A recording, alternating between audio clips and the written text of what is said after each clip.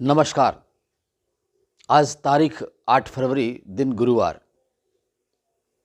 परत दर परत view channel में आपका स्वागत है। मैं हूं इंद्र मोहन शर्मा। विश्लेषण कार्यक्रम में आज का मुद्दा है नोएडा प्राधिकरण के खिलाफ किसान सड़कों पर। नोएडा अथॉरिटी यानी कि नोएडा प्राधिकरण ने नोएडा में, ग्रेटर नोएडा में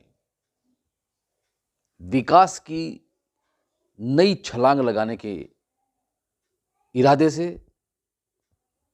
किसानों की भूमि जो थी वो अधिग्रहण की और वहाँ पर विकास के नए आयाम स्थापित करने शुरू कर दिए।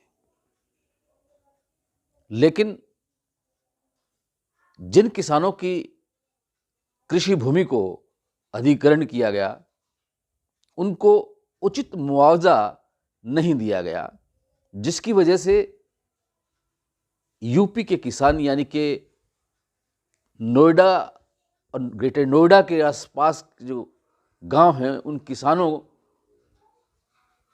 को काफ़ी आर्थिक नुकसान हो रहा है। इसलिए वो आंदोलनरत हैं पिछले 3 महीनों से, लेकिन वह आंदोलन अब उग्र रूप धारण करता जा रहा है। नोएडा से वो सड़कों पर आंदोलन करते हुए दिल्ली की ओर कूच कर रहे हैं और वो दिल्ली में घुसकर अपने रोष का इजहार करना चाहते हैं, लेकिन दिल्ली पुलिस ने उनको रोक लिया है बॉर्डर पर। अब सवाल ये उठता है कि यूपी के किसान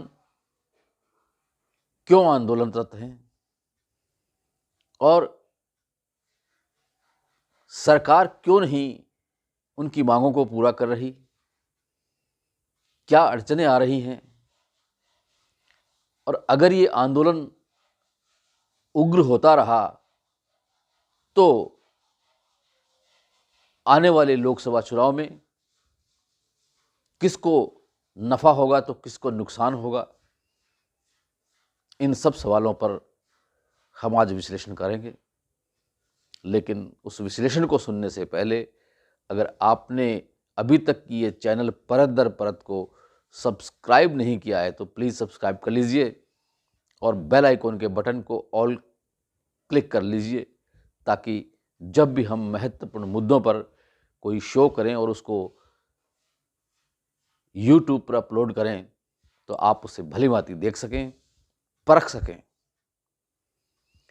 तो अब चलते हैं दिल्ली बॉर्डर पर, नोएडा के पास। वहाँ पर किसान आंदोलनरत हैं।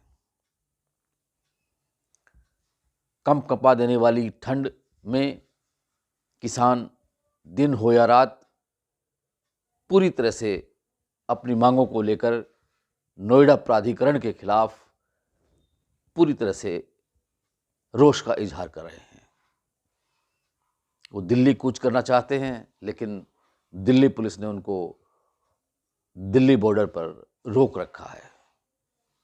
इस बीच खबर यह भी आई है कि एक आंदोलनकारी किसान की हृदय गति रुकने से मौत भी हुई है। आपको बता दें कि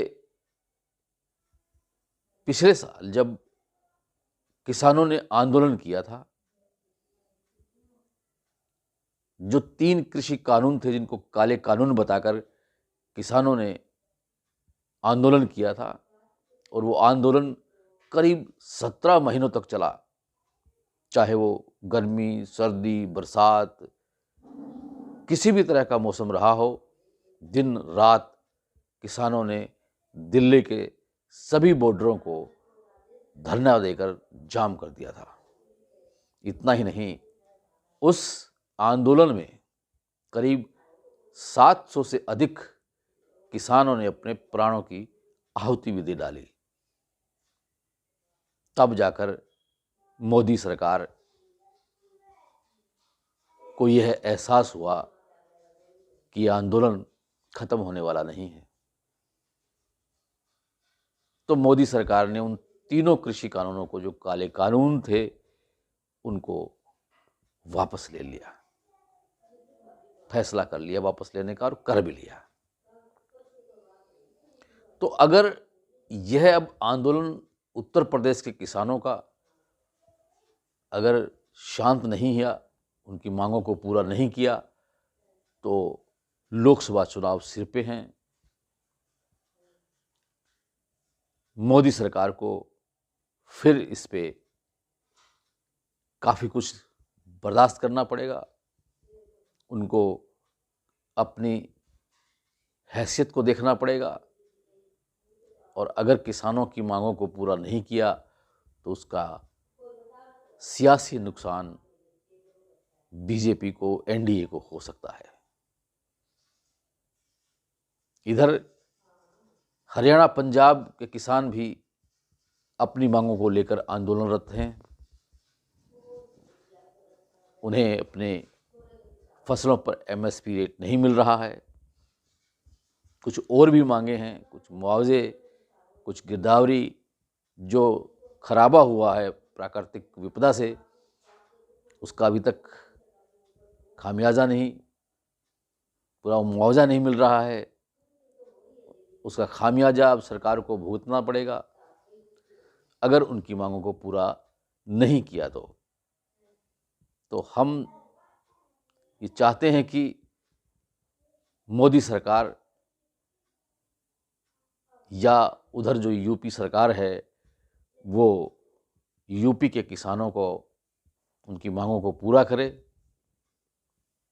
अगर विकास के नए आयाम खोले जा रहे हैं किसानों की भूमि को इस्तेमाल करके, तो उनको उचित मुआवजा जो बनता है वो देना चाहिए। जो भी अड़चने हैं उनको दूर करनी चाहिए,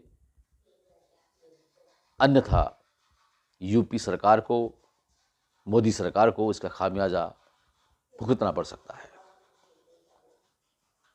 विश्लेषण कार्यक्रम में इतना ही। कल फिर किसी नए मुद्दे के साथ आपसे रूबरू होंगे। तब तक के लिए इंद्रमोहन शर्मा को इजाज़त दीजिए, और अगर आपको ये वीडियो पसंद आया है तो इसे लाइक कीजिए और अपने परिचितों, मित्रों को शेयर कीजिए।